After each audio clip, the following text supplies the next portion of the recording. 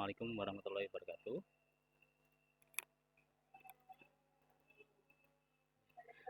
Waalaikumsalam warahmatullahi wabarakatuh. Baik, terima kasih sebelumnya Bapak Ibu atas kesempatan, kemudian berkenan hadir untuk mengikuti kegiatan diseminasi budaya positif dari eh, perjalanan pendidikan guru penggerak saya yang saat ini harus melaksanakan aksi nyata modul 1.4 tentang budaya positif di sekolah. Pertama-tama sebelum kita mulai, alangkah baiknya kita berdoa terlebih dahulu agar bisa terlaksana dengan lancar dan sukses untuk kegiatan pada siang hari ini. Oke. Untuk Bapak Ibu kita bersama-sama untuk baca basmalah. Bismillahirrahmanirrahim. Bismillahirrahmanirrahim. Bapak Ibu untuk siang hari ini masih semangat ya?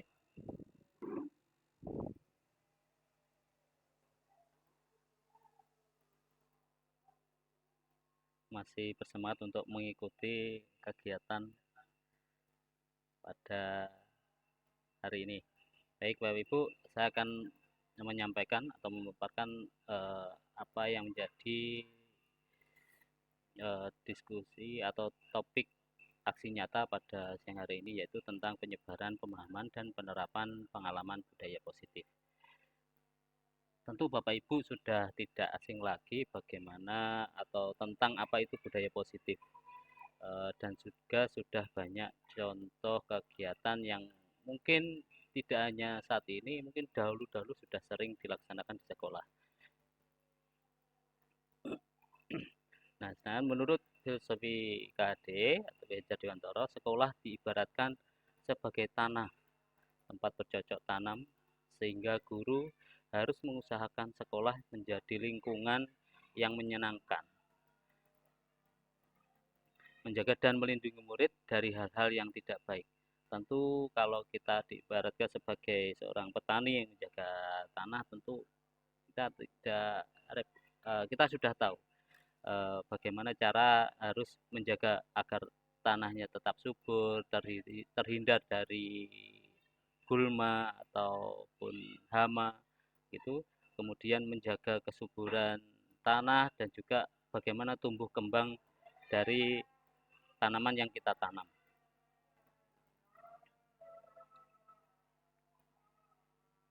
Nah, pada kali ini ingin menyampaikan tentang konsep budaya positif. Ada beberapa hal yang masuk dalam konsep inti budaya positif, yaitu tentang perubahan paradigma belajar, kemudian disiplin positif, nilai-nilai kebajikan, kebutuhan dasar manusia, motivasi perilaku manusia, kemudian posisi kontrol guru, dan keyakinan kelas, dan serta segitiga restitusi. Baik, yang pertama pada perubahan paradigma belajar.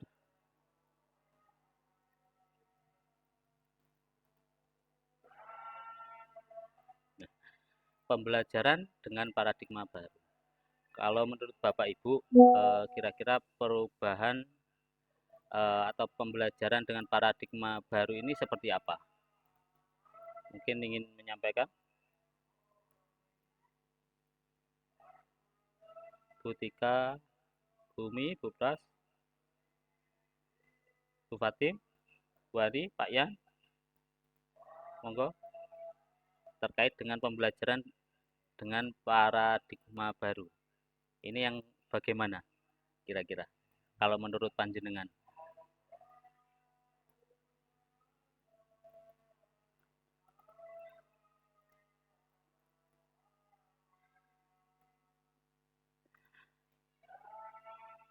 Saudara, baik. Tentunya begini Bapak Ibu, ada perbedaan mendasar dari saat kita di SD dulu dengan saat sekarang ini. Dimana kalau dulu kita saat masih menjadi siswa SD, kita sering bercerita atau tentang pengalaman bagaimana sekolah SD dulu itu memiliki guru yang galak. Begitu enggak Bapak Ibu? Mungkin ada enggak? Mungkin Bapak Ibu punya pengalaman mungkin dilempar penghapus atau mungkin dilempar kapur tulis seperti itu Bapak Ibu. Ada nggih? Ada, Pak. Nggih, betul Bu. Ketika itu mungkin bisa dikatakan dengan paradigma lama. Nah, sedangkan pada pembelajaran dengan paradigma baru kali ini yang ditujukan itu adalah untuk bagaimana guru itu bisa memberikan semua yang dibutuhkan oleh murid atau bisa dikatakan pembelajaran dengan berpusat pada siswa. Nah, pembelajaran berpusat dengan berpusat pada siswa itu merupakan pembelajaran yang dirancang berdasarkan prinsip pembelajaran berdiferensiasi. Berdiferensiasi yaitu dengan memperhatikan berbagai macam kebutuhan peserta didik. Mungkin ada yang terbiasa belajar dengan grafik atau visual, mungkin juga dengan suara atau mungkin juga dengan gerakan-gerakan atau kinestetik seperti itu. Sehingga peserta didik belajar sesuai kebutuhannya berdasarkan tahap perkembangan sesuai teori psikologi modern untuk mewujudkan profil pelajar Pancasila. Nah, sedikit itu tadi tentang pembelajaran dengan paradigma baru. Tentunya yang sudah disampaikan di awal tadi sangat berbeda dengan di mana kita menjadi siswa di saat SD pada zaman dulu. Tuh. Nah, sekarang terkait miskonsepsi tentang teori kontrol. Tentu kita juga belajar dari pengalaman terdahulu bahwa guru itu adalah satu-satunya sumber belajar. Kemudian satu-satunya kontrol tertinggi pada anak-anak. Nah, pada miskonsepsi tentang teori kontrol itu ilusi adalah sebuah ilusi guru bisa mengontrol murid.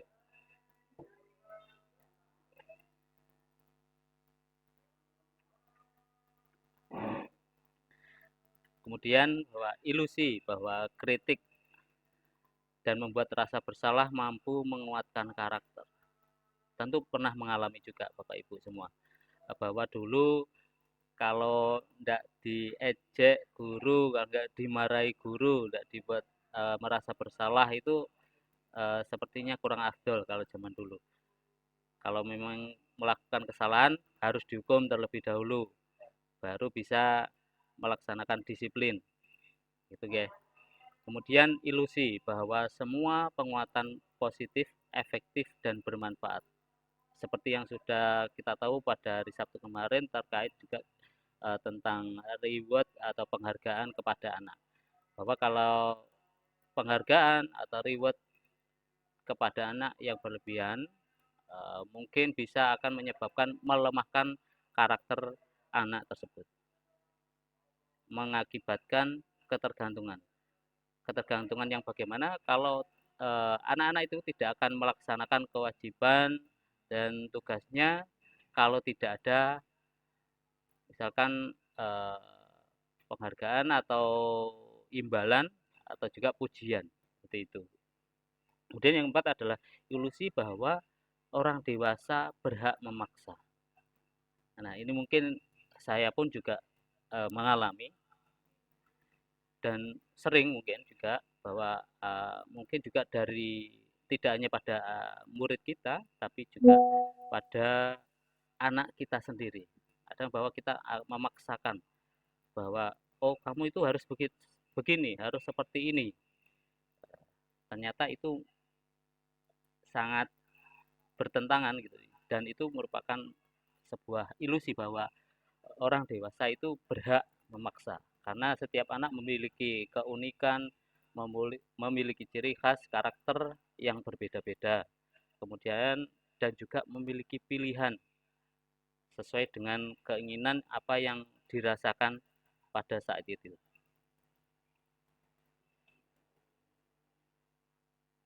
Nah, mengubah paradigma stimulus respon ke pendekatan teori kontrol. Tentu Bapak Ibu tidak asing juga bahwa stimulus respon, realitas kebutuhan kita itu sama. Kita menganggap semua kebutuhan kita ataupun anak didik kita itu sama. Jadi kalau misalkan ada kita menyampaikan sebuah materi atau mungkin saran atau nasihat itu kita menganggap semua anak itu sama. Padahal tidak, ada hal-hal tertentu yang memang baik cara penyampaiannya atau tentang yang disampaikan, isi nasihat atau sarannya itu harus berbeda. Dalam teori kontrol bahwa kebutuhan kita itu berbeda. Misalkan kalau ada anak yang kita tahu mungkin yang Bapak Ibu baru memiliki putri atau putra masih usia balita, kita tahu bahwa ada anak itu yang terkadang alergi terhadap susu sapi, harus menggunakan susu soya, kedelai seperti itu, gitu guys. Selanjutnya yaitu semua orang melihat hal yang sama. Padahal pada teori kontrol disebutkan bahwa setiap orang itu memiliki gambaran berbeda. Artinya apa? Dalam melihat situasi yang terjadi itu memiliki interpretasi yang berbeda-beda. Tidak mungkin sama, bisa sama. Misalkan kalau banyak ibarat terdahulu itu mengatakan bahwa ada cerita sama-sama orang buta itu mendeskripsikan bagaimana gajah itu. Satu ada yang memegang telinga, satu lagi ada yang memegang ekor, kemudian ada yang memegang kaki. Tentu akan menyampaikan pendapat atau interpretasi yang berbeda-beda. Seperti itu. Kemudian kita mencoba mengubah orang agar berpandangan sama dengan kita. Padahal di dalam teori kontrol kita berusaha memahami pandangan orang lain tentang dunia. Kemudian perilaku buruk dilihat sebagai suatu kesalahan. Nah, ini tentu kita juga mengalami di masa dahulu kalau memang kita memilih, misalkan, mohon maaf, kita punya orang tua yang galak. Berarti kalau setiap kita melakukan kesalahan berarti atau perilaku buruk kita itu dianggap sebagai suatu kesalahan yang mungkin bisa fatal seperti itu. Padahal di setiap perilaku itu kan memiliki tujuan. Mungkin bisa untuk menyegarkan pikiran atau mungkin juga memiliki pandangan tersendiri terhadap apa yang dilihat atau yang didengar atau yang diterima. Kemudian orang lain bisa mengontrol saya. Tentu tidak bisa bahwa hanya Anda sendiri yang bisa mengontrol panjenengan. Kemudian saya bisa mengontrol orang lain. Nah, ini seperti yang disampaikan tadi bahwa ilusi bahwa kita bisa mengontrol orang lain. Kemudian pemaksaan ada pada saat bujukan gagal. Nah, ini mungkin seringkali terjadi di mana pada saat ada anak atau siswa mungkin ada keterlambatan dalam mengerjakan tugas atau kalau itu mungkin sedang marah tidak mau untuk mengerjakan tugas, itu ada pemaksaan pada saat bujukan gagal. Padahal dalam teori kontrol disebutkan bahwa kolaborasi dan konsensus menciptakan pilihan-pilihan baru. Bagaimana seperti yang kita lakukan saat ini, kita saling berkolaborasi di mana di saat ada yang tidak bisa hadir secara luring, kita bisa berkolaborasi untuk berbagi praktek baik secara daring. Kemudian model berpikir menang atau kalah, lebih pada kompetisi. Padahal yang sesuai itu adalah model berpikir menang-menang. Jadi kita ini sama-sama bisa berjalan berbarengan, beriringan untuk mencapai suatu tujuan yang kita inginkan.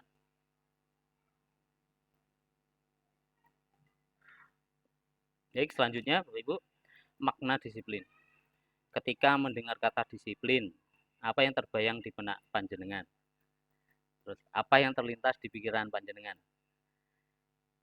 Kebanyakan orang akan menghubungkan kata disiplin dengan tata tertib, teratur, dan kepatuhan pada peraturan.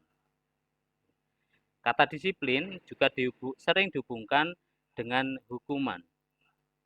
Padahal itu sungguh berbeda. Karena belajar tentang disiplin positif tidak harus dengan memberi hukuman. Justru itu adalah salah. Maaf, justru itu adalah salah satu alternatif terakhir dan kalau perlu tidak digunakan sama sekali. Dalam budaya kita, makna kata disiplin dimaknai menjadi sesuatu yang dilakukan seseorang pada orang lain untuk mendapatkan kepatuhan. Kita cenderung menghubungkan kata disiplin dengan ketidaknyamanan. Padahal kalau memang secara realnya, secara kita dengan kesadaran tinggi bahwa disiplin itu adalah kita memenuhi segala hak dan kewajiban sesuai dengan porsi kita masing-masing, sesuai dengan juga waktu yang sudah ditentukan dan juga sudah disepakati.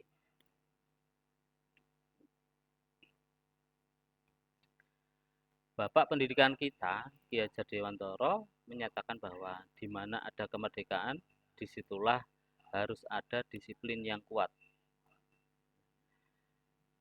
Sungguh pun disiplin itu bersifat self-disiplin, yaitu kita sendiri yang mewajibkan kita dengan sekeras-kerasnya.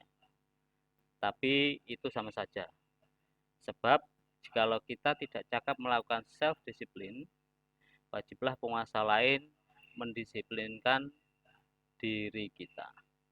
Ada pernah pepatah mengatakan bahwa kalau tidak mau disiplin mulai sekarang, kita akan disiplinkan waktu. Mungkin di masa muda, misalkan kita hanya,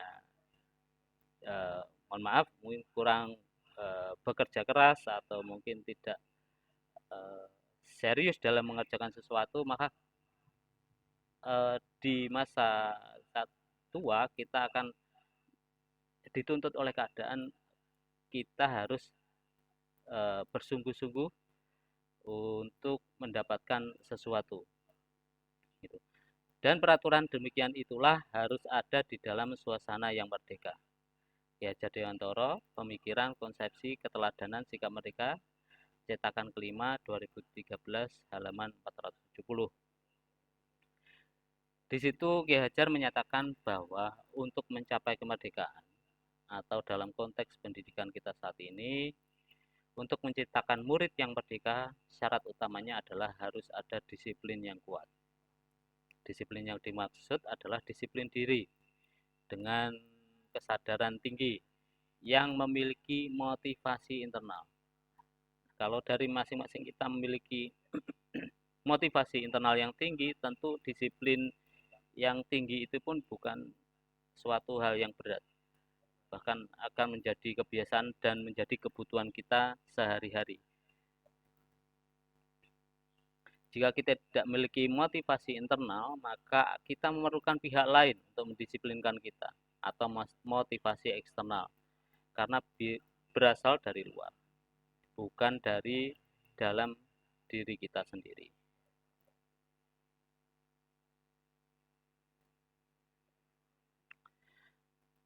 Disiplin positif menurut Dan Gosen, dari disiplin berasal dari kata disiplina yang artinya belajar. Disiplin mengacu pada disiplin diri yang memiliki tanggung jawab terhadap apa yang dilakukannya berdasarkan nilai-nilai yang diyakini. Tentu setiap orang, kita semua Bapak Ibu, memiliki nilai-nilai yang kita yakini bahwa kita dalam bersosial, dalam hidup masyarakat kita pasti menjunjung nilai-nilai yang kita yakini. Seperti halnya kita saling menghormati, kemudian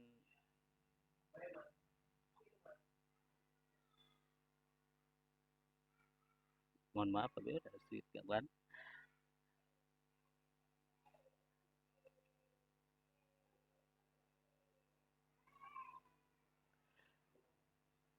Disiplin positif merupakan salah satu cara penerapan disiplin yang bertujuan untuk menumbuhkan kesadaran serta memberdayakan peserta didik tanpa imbalan penghargaan atau reward, ancaman atau hukuman.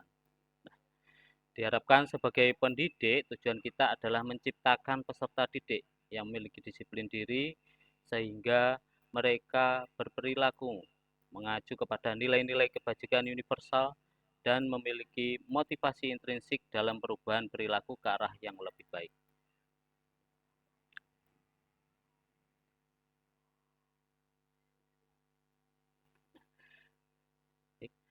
Berikut adalah nilai-nilai kebajikan, nilai yang disepakati bersama, lepas dari suku bangsa, agama, bahasa, maupun latar belakangnya.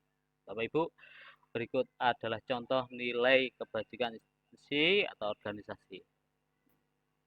Yang pertama adalah profil pelajar Pancasila. Yang sudah kita ketahui bahwa nilai-nilai yang diyakini adalah beriman, bertakwa pada Tuhan Yang Maha Esa dan berakhlak mulia, berkebinekaan global, gotong royong, mandiri, kreatif, dan bernalar kritis. Kemudian dari IBO Primary Years Program atau PYP, yaitu tentang nilai-nilai toleransi, rasa hormat, integritas, mandiri, menghargai, antusias, empati, keingintahuan, kreativitas, kerjasama, percaya diri, dan komitmen. Selanjutnya adalah tentang keterampilan hidup atau life skill, yaitu tentang dapat dipercaya. Tentu kita semua meyakini hal ini, dapat dipercaya, lurus hati, pendengar yang aktif, tidak merendahkan orang lain, dan memberikan yang terbaik dari diri.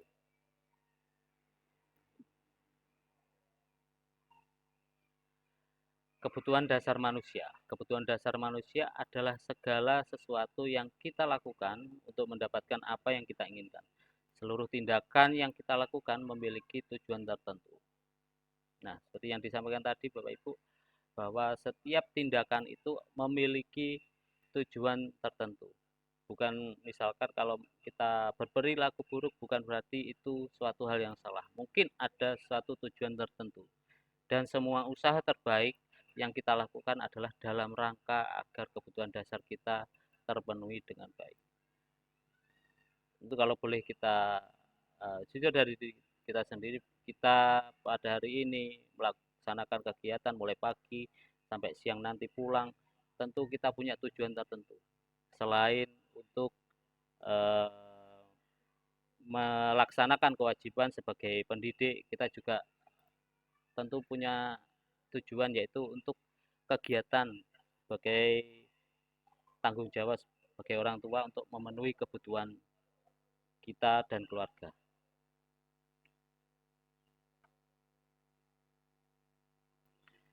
Baik, Ibu, selanjutnya adalah 5 kebutuhan dasar manusia. Yang pertama adalah bertahan hidup. Itu dari bertahan hidup kita butuh makan, pakaian, tempat tinggal, keamanan, serta kesehatan. Kemudian kasih sayang dan rasa diterima. Ini tidak kalah penting. Rasa diterima, dipedulikan, berbagi, kerjasama, menjadi bagian dalam kelompok. Kemudian yang ketiga adalah penguasaan terkait harga diri, keinginan untuk dianggap memimpin, berprestasi, diakui, dan didengar.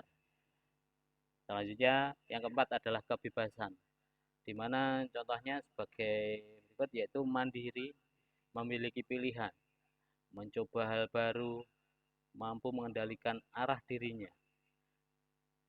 Selanjutnya yaitu terakhir kesenangan.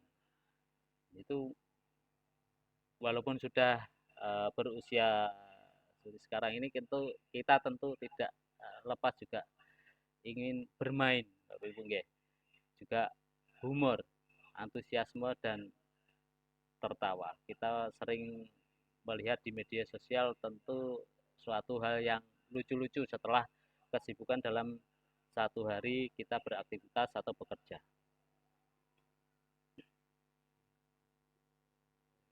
Nah, motivasi perilaku manusia. Motivasi ekstrinsik. Nah, ini bisa dikatakan atau motivasi yang didapat dari luar, bisa dari orang lain, dari siapapun, yaitu untuk menghindari ketidaknyamanan atau hukuman. Mungkin kalau di dalam suatu contoh kegiatan kita bermasyarakat, kita lebih baik ngalai, istilahnya korbankan waktu di hari libur untuk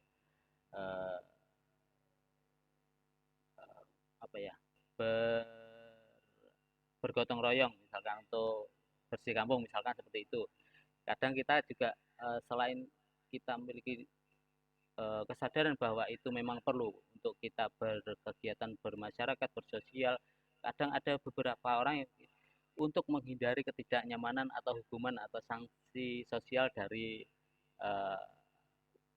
tetangga sekitar, seperti itu. Kemudian untuk mendapatkan imbalan atau penghargaan dari orang lain. Ini tentu kita sudah banyak contoh juga.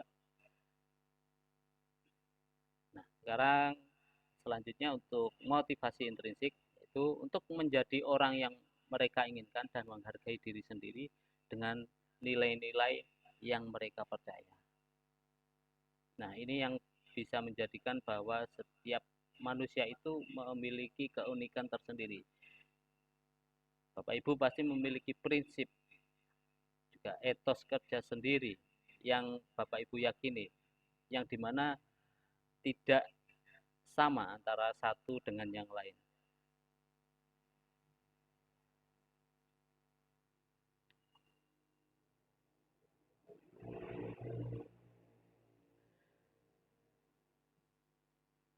Terkait 3 hal yang menjadi fokus terkait budaya positif, di mana hukuman tidak terencana, tiba-tiba. Kemudian murid tidak tahu apa yang akan terjadi atau tidak dilibatkan. Bersifat satu arah, berupa hukuman fisik atau psikis. Nah, ini tentu kalau bisa kita hindari, di mana memang dalam paradigma baru, dalam pembelajaran paradigma baru sangat meminimalisir atau kalau bisa tidak digunakan lagi hukuman baik secara fisik ataupun psikis, bisa dari verbal ataupun langsung non verbal. Kemudian konsekuensi. Nah, konsekuensi ini kebanyakan yaitu terencana, disepakati sesuai peraturan. Kita lebih apa ya Bu namanya, kita akan lebih membawa suatu kondisi agar tercipta suasana yang kita inginkan dengan membuat suatu peraturan. Seperti di dalam kelas, kita membuat peraturan dalam kelas, dilarang ramai, misalkan gitu. Terus dilarang berbicara sendiri saat guru menerangkan, ya, seperti itu. Kemudian murid tetap dibuat tidak nyaman. Jadi tidak bisa sebebas atau seperti yang mereka harapkan, yang mereka butuhkan. Kemudian sikap guru selalu memonitor murid. Saya berharap dan saya yakin Bapak Ibu semua bukan bagian yang pertama, ya, penghukum ataupun juga konsekuensi. Dan kita berharap pada yaitu bentuk yang ketiga, yaitu restitusi. Proses menciptakan kondisi bagi murid untuk memperbaiki kesalahan, di mana kita menciptakan suatu lingkungan ya, di mana anak-anak itu bisa terbuka terhadap kita sebagai guru apabila ada masalah yang terjadi di sekolah. yang bisa berasal dari teman atau diri sendiri dan juga mungkin dari kita sendiri sebagai guru. Kemudian proses kolaboratif yang mengajarkan murid untuk mencari solusi sendiri. Jadi mengajarkan lebih pada tanggung jawab dan mandiri. Itu Bapak Ibu.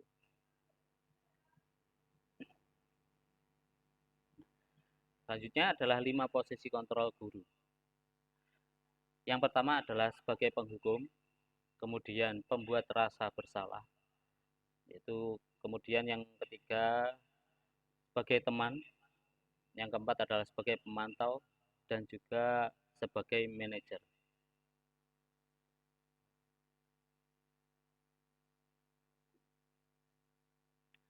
Contoh penerapan 5 posisi kontrol guru. Dalam sebuah kasus, siswa tidak memakai atribut lengkap saat upacara bendera. Kalau dalam posisi guru sebagai penghukum adalah anak tersebut diberi hukuman hormat pada bendera selama 1 jam.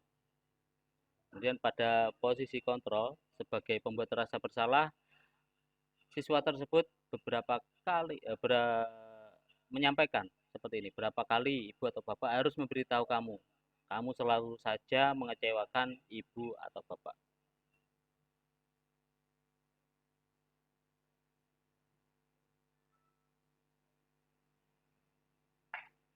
Kemudian posisi kontrol sebagai teman. Ayo dong, itu ikuti aturan sekolah.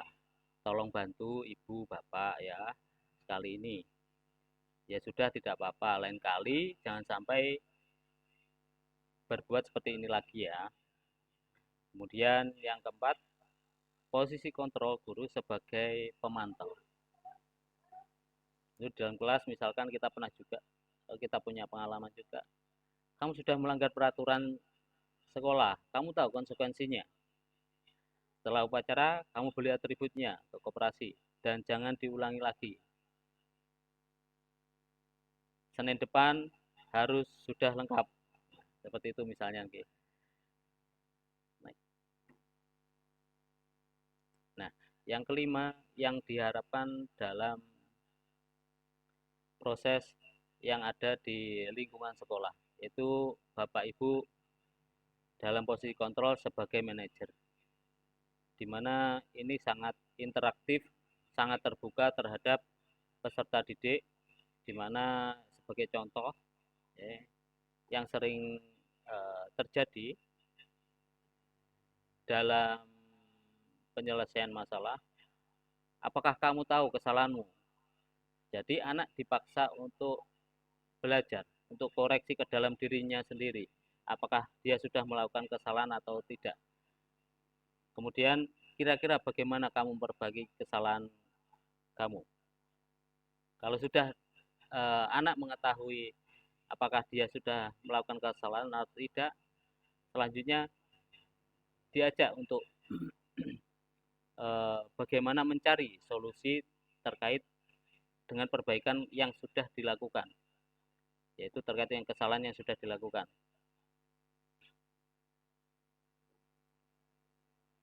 Nah, saya ingin bertanya pada Bapak Ibu dan mohon untuk dijawab nih. Nah, kalau ada seperti ini, saya kecewa sekali dengan kamu. Mungkin posisi kontrol dalam posisi kontrol apa Bapak Ibu sebagai guru? Kalau dalam contohnya adalah saya kecewa sekali dengan kamu. Apakah sebagai pembuat rasa bersalah atau penghukum ataukah sebagai teman ataukah sebagai pemantau?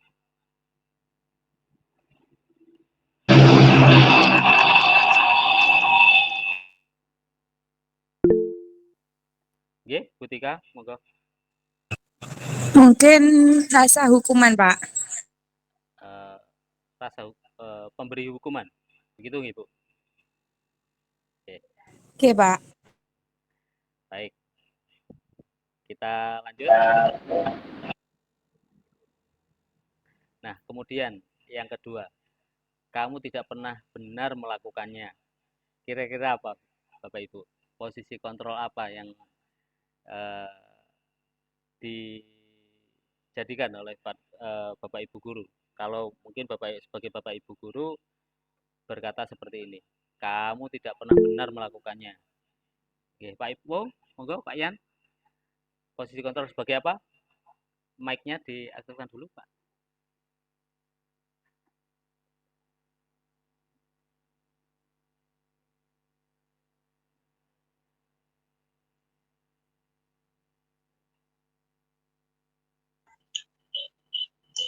Ya, mungkin bisa diberitahu untuk mengulanginya supaya terjadi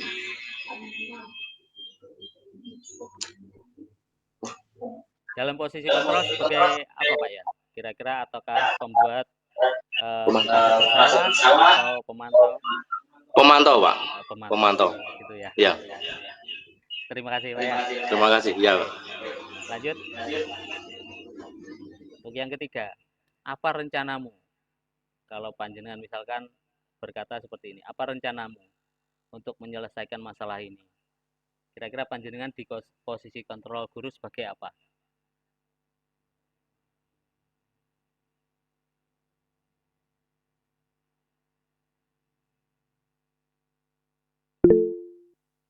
Oke, monggo Bu Tika. Pembuat rasa bersalah, Pak. Apa rencanamu untuk menyelesaikan masalah ini? Kira-kira lebih tepatnya sebagai manajer ya, Bapak Ibu.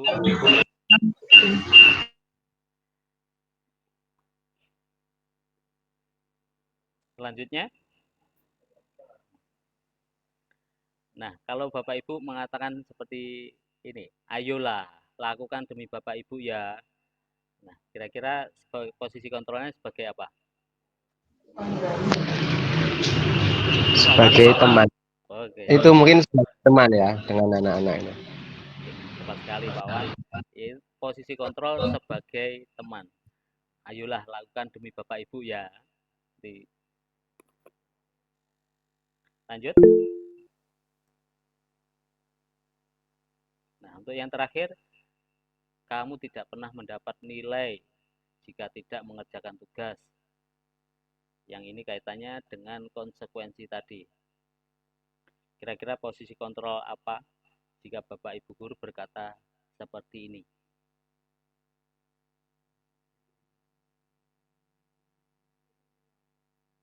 Bu Ani tadi di raise hand.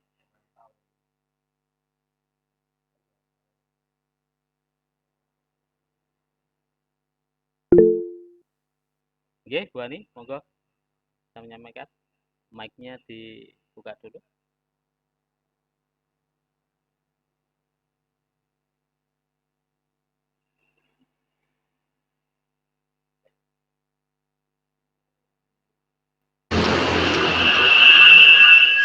Tidak bisa. Ya. Oke, Mungkin sebagai hukuman ya Pak. Sebagai penghukum ya menurut Bu Ani. Iya. Oke. Iya. Lebih tepatnya adalah sebagai pemantauan Bapak Ibu. Hukuman. Oke, di sini ada konsekuensinya yang disampaikan bahwa kamu tidak pernah mendapat nilai jika tidak mengerjakan tugas. Berarti jika tidak mengerjakan tugas, konsekuensinya adalah kamu tidak pernah mendapat nilai. Begitu ya Bapak Ibu. Terima kasih sudah luar biasa untuk menyampaikan pendapatnya.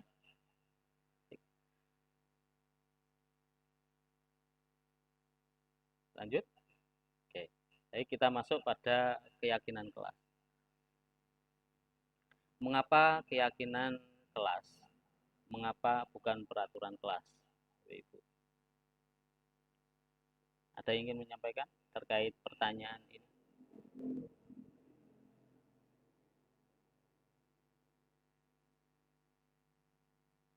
Monggo. Oke, Bu Tika, monggo. Kalau peraturan ituran yang menetapkan adalah gurunya, Pak. Kalau keyakinan kelas itu disepakati semua anggota kelas. Tepat sekali Bu Tika, terima kasih.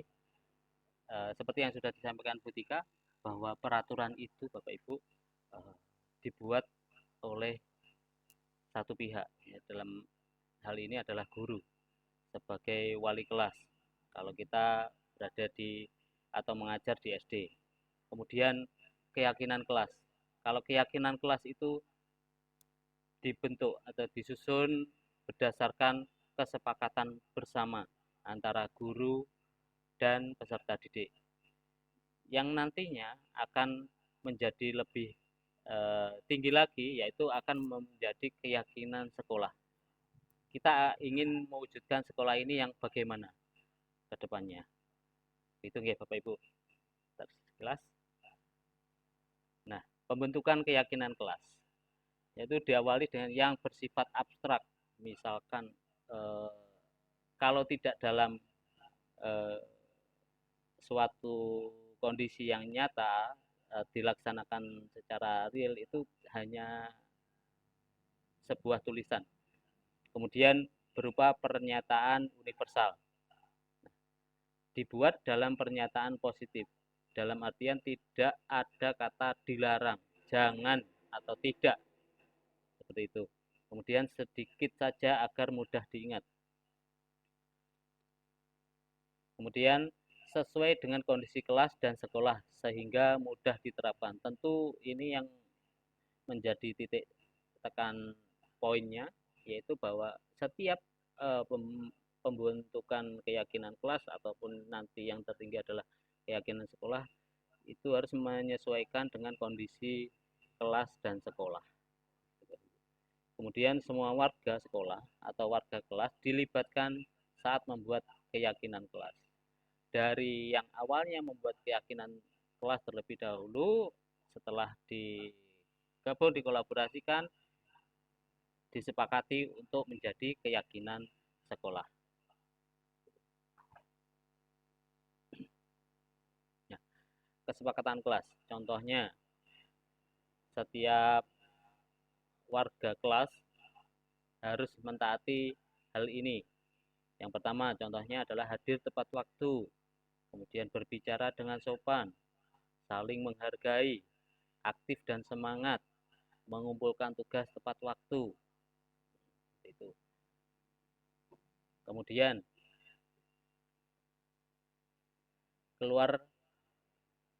kalau keluar minta izin terlebih dahulu, kemudian menjaga kebersihan, saling menyayangi, bekerja sama dan tolong menolong.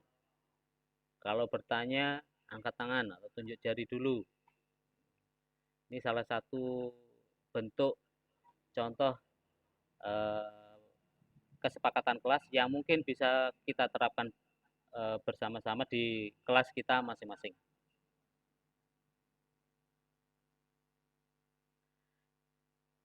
Nah, selanjutnya kita masuk pada segitiga restitusi. Bapak Ibu, yang dimaksudkan dengan segitiga restitusi adalah suatu proses dialog yang dijalankan oleh guru agar mendapat atau menghasilkan murid yang mandiri dan bertanggung jawab. Yang kaitannya erat dengan bahwa setiap anak itu memiliki kesadaran yang tinggi dan juga kontrol terhadap dirinya sendiri, di mana dia pasti punya batas-batasan, mana yang baik, mana yang buruk, sesuai dengan keyakinan sekolah ataupun keyakinan kelas yang sudah dibuat dan diyakininya. Ada 3 tahapan, yaitu kembali lagi, ada 3 tahapan dalam segitiga restitusi. Yang pertama adalah menstabilkan identitas, kemudian validasi tindakan yang salah, dan menanyakan keyakinan. Tahapan yang pertama, menstabilkan identitas. Berdasarkan prinsip, membuat kesalahan adalah bagian dari proses pembelajaran. Tentu kita sadar betul bahwa setiap anak itu tidak bisa langsung tiba-tiba bisa melakukan segala sesuatu. Tentu ada proses pembelajaran di situ. Yang awalnya tidak tahu, akhirnya menjadi tahu. Yang awalnya tidak bisa, menjadi bisa. Yang awalnya tidak mengerti, menjadi mengerti.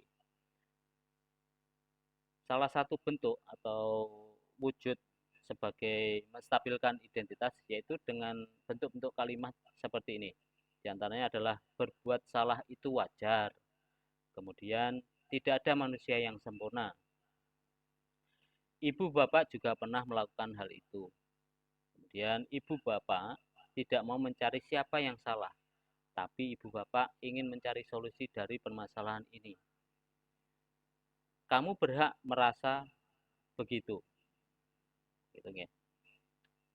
Selanjutnya, yang kedua adalah validasi tindakan yang salah. Nah, berdasarkan prinsip setiap perilaku berupaya memenuhi suatu kebutuhan tertentu. Nah, setiap anak kita tidak bisa mengontrol apa isi dari kepalanya. Dia ingin melakukan apa, terus bagaimana isi hatinya, apakah dia sedang senang, ataukah dia sedang sedih saat kita bertemu. Begitu juga dalam saat penyampaian pelajaran di dalam kelas. Dalam validasi tindakan yang salah ini, pada tahap kedua ini, bisa diukur atau bisa diindikatorkan dengan beberapa kalimat berikut ini. Yang pertama adalah kamu pasti punya alasan mengapa melakukan hal itu. Kemudian padahal kamu bisa melakukan hal yang lebih buruk dari ini ya. Yang ketiga, kamu patut bangga karena telah melindungi sesuatu yang penting buatmu. Berarti setiap yang dilakukan tadi memiliki kebutuhan, memiliki prinsip bahwa berupaya untuk memenuhi suatu kebutuhan.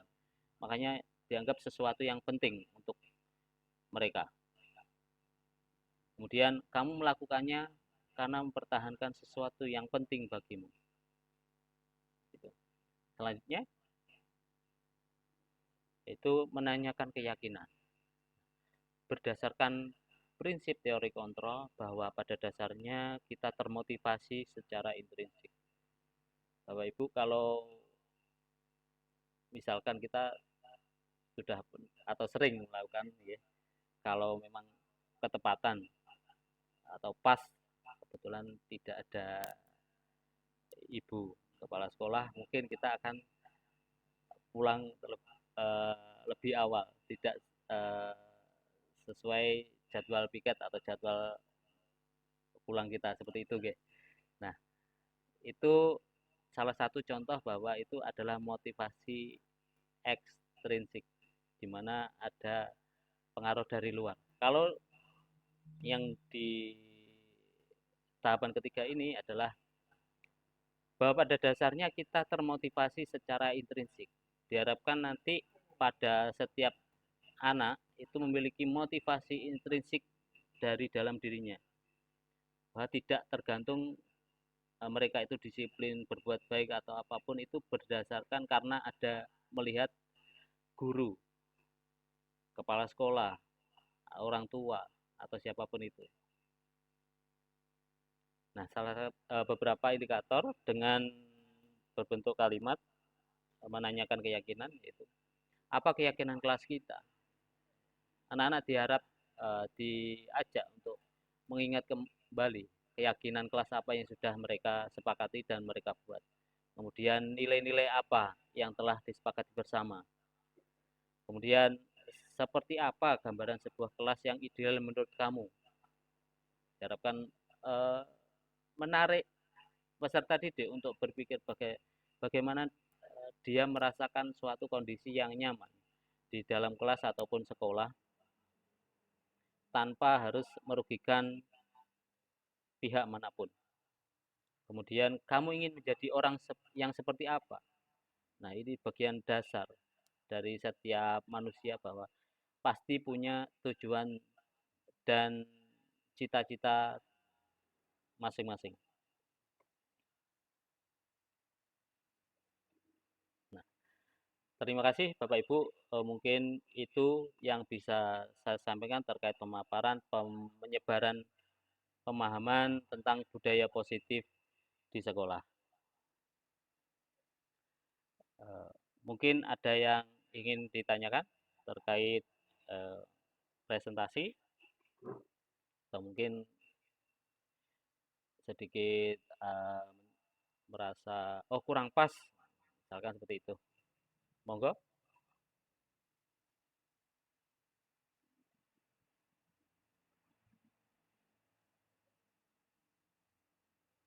Tidak ada? Oke, Bu Tika, monggo.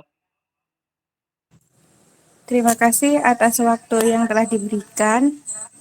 Saya mohon izin bertanya, Pak. Oke. Bagaimana cara membedakan hukuman dan konsekuensi? Dan bila mana penerapan hukuman bisa dikatakan konsekuensi? Terima kasih, Pak. Oke. Baik, Bu Tika, saya akan menjawab sepengetahuan dan sepengertian saya, nggih.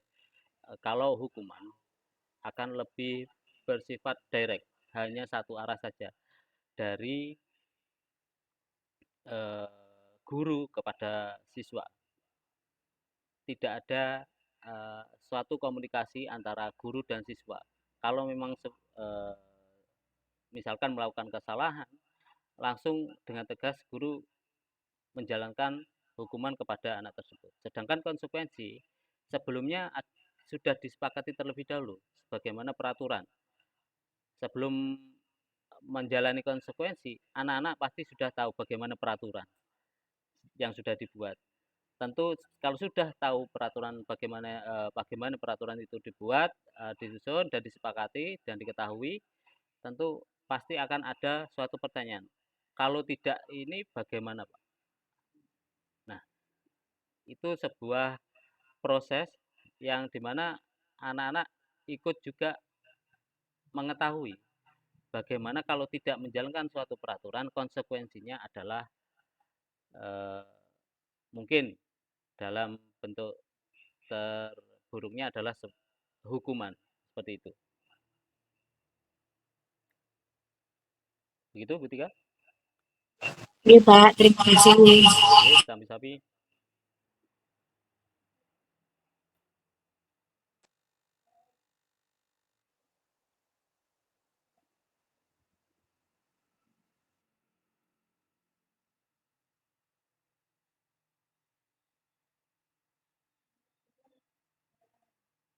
Sampun? Oke, kalau oke, monggo Pak Yan. Oke. Terima kasih. Izin tanya, Pak. Oke, monggo Pak. Bagaimana tentang cara kita menanamkan budaya positif jika kurang mendapat dukungan lingkungan sekitar sekolah, Pak? Terima kasih. Oke. Luar biasa, Pak.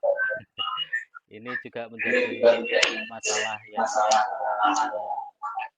semua di sekolah manapun pasti ada mengalami hal-hal seperti itu. Bagaimana budaya positif ini jika tidak didukung oleh warga sekolah. Tentu akan lebih baik jika kita mulai dari motivasi intrinsik terutama dari warga sekolah terlebih dahulu. Tidak mungkin bahwa kegiatan positif yang kita lakukan itu tidak berdampak atau tidak menjadi gambaran bagi tolak ukur bagi warga sekitar bahwa ada sesuatu hal yang baik ataupun yang buruk. Tentu warga pun juga bisa menilai bagaimana apakah yang sudah dilakukan itu baik atau buruk. Selama itu dengan konsisten, dengan sadar kita tanpa mengharapkan apapun dari kita konsisten untuk melaksanakan, kita terus menerus berkelanjutan, tentu itu akan menimbulkan energi yang berbeda dan tentu saya yakin bahwa itu bisa membuat kalau misalkan warga sekitar misalkan katakanlah berhatinya keras gitu bisa membuat luluh. Oke. Begitu Pak Yan, mungkin bisa saya sampaikan. Ya, Pak. Terima kasih atas jawabannya. Oke, sami-sami Pak. Ada lagi? Ampun nggih.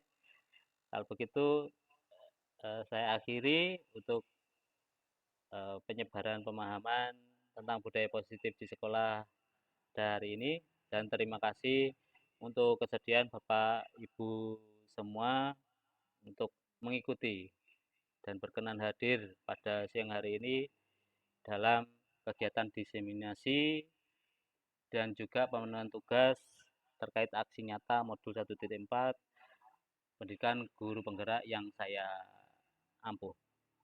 Baik. Terima kasih dan kita tutup dan bersama-sama kita baca hamdalah. Alhamdulillahirobbilalamin. Terima kasih Bapak Ibu. Assalamualaikum warahmatullahi wabarakatuh. Saya Kartika Wulanjesta. Saya merupakan teman sejawat dari Bapak Irfan Effendi di SDN Sembung.